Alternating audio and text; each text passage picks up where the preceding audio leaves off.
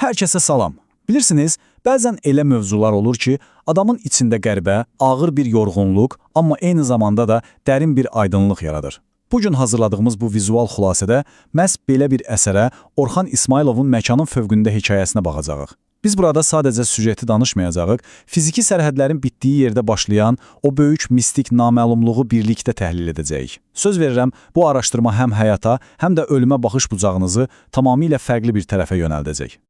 Baxın, lap əvvəldən belə bir sualla başlamaq istəyirəm.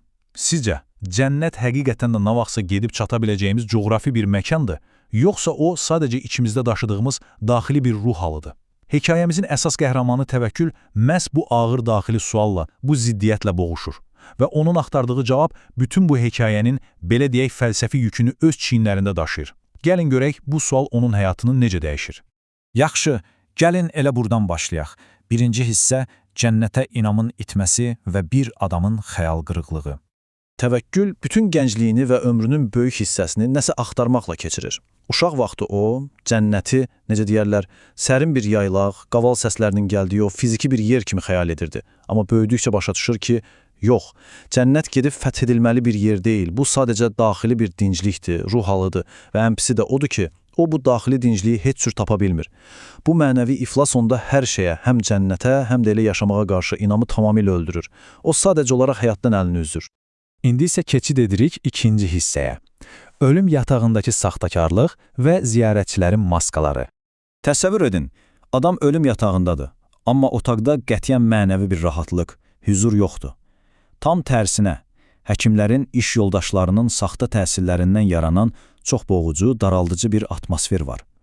O özünü bu otaqda xüsusilə iki qütb arasında inanılmaz dərəcədə tənha hiss edir. Bir tərəfdə qapıdan buz kimi soyuq bir qasırğa tək girən praqmatik səfər, digər tərəfdə isə ruhun sadəcə köhnə paltarını dəyişdiyinə səmimi qəlbdən inanan ənənəvi həyat yoldaşı Ziba. Təvəkkül isə hər iki tərəfə eyni dərəcədə yaddır. Səfər orada çox ağır, amma dövrün materialist ab-havanı mükəmməl əks etdirən bir söz deyir. O vurğulayır ki, hər şey ancaq bu dünyadadır, ölümdən sonra da qara torpaqdan başqa heç nə yoxdur. Bu kəskin sözlər otaqda buz kimi bir hava yaradır. Bəs təvəkkül neynir? Otaqdakı bu gərginlikdə o sadəcə elədir deyib gözlərini yumur, amma əslində o səfərlə qətiyyən razılaşmırdı. O sadəcə o qədər yorulmuşdu ki, bu boş, bitmək bilməyən mübahisədən qaçmaq istəyirdi. Daha kiməsə nəsə sübut etməyə taqəti qalmamışdı. Üçüncü hissə, ölüm, yəni yeni, nurlu oyanış və fiziklikdən azad olma. Və nəhayət ki, o hüdud aşılır. Ölüm o qorxulu, vahiməli maskasını çıxarıb, yerini tamam başqa, qeyri-adi bir nura verir. Gəlin bu keçidə addım-addım baxaq. Əvvəlcə fiziki əzab, yəni xəstəlik mərhələsi. Sonra o böyük sükut, fiziki ölüm anı və ən nəhayət, şuurun qurtuluşu. Kənardan baxanlar üçün təvəkkül sadəcə ölüdür, ruhsuz bir bədəndir.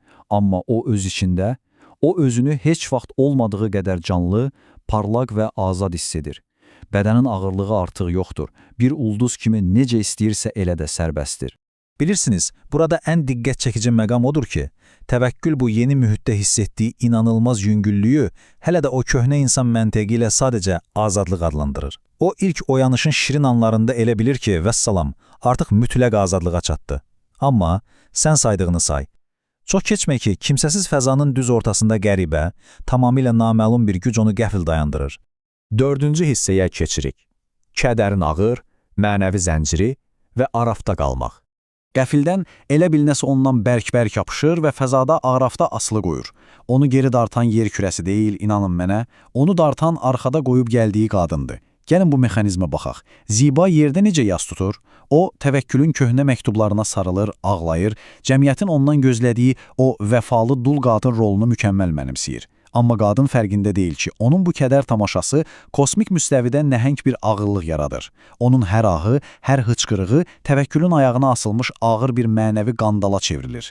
Bu dözülməz hal düz bir il sonra təvəkkülün ölümünün ildönümündə öz pik həddinə çatır. Təsəvvür edin, gecənin bir yarısı, sübhə yaxın Ziba qəfil oyanır və təvəkkülü yatağının başında görür.